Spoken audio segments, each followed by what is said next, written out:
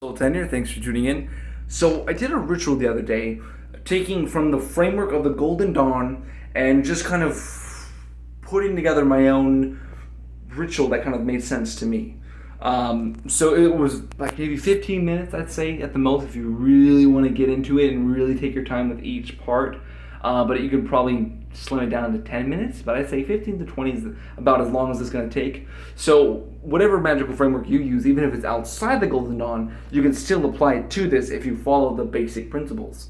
So what I did was a Qabalistic cross, which is the connecting you to the source, balancing, awakening, so much more. And then I banished the elements around me and made them more equilibrated and kind of shined up the astral light around me. After that was the another Qabalistic cross. And then it was the analysis of the keyword, which is a raising up of a lot of divine and light energy through breath work, visualization, prayer, intonation. And so after all of this energy was raised, then I drew the Hebrew letter of the four-letter name. In this instance, it was correlating to air, and it was Hey. And I drew it in front of me and facing the east. And then underneath that, I drew the universal hexagram in the direction to banish Saturn. So you can just Google that, Google images, search that real quick. You'll find it. So I drew that, and as you're drawing it in the air with light, you're vibrating Aura Rita. And then after that, you're going to draw the symbol of Saturn in the middle of it. And again, as you're drawing it, it's Yud-He, Vahi, Elohim, which is the god name correlated to Saturn. And then again, while you're doing all of this, the intention and the focus is to dissolve the karmic connection between you and the physical element, to dissolve it physically, mentally, emotionally, spiritually, soulfully. Here and now, so I want to be with grace and ease. I always like to include with grace and ease. One time I said it immediately, and it did not feel good to dissolve the physical element immediately. Don't advise it. Do not advise it.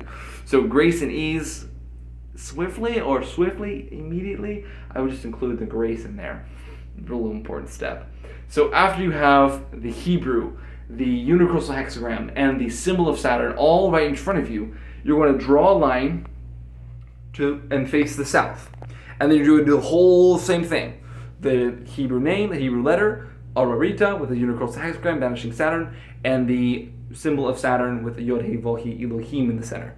And then do the same thing. Go to the west, then you go to the north, and then you go back to the east.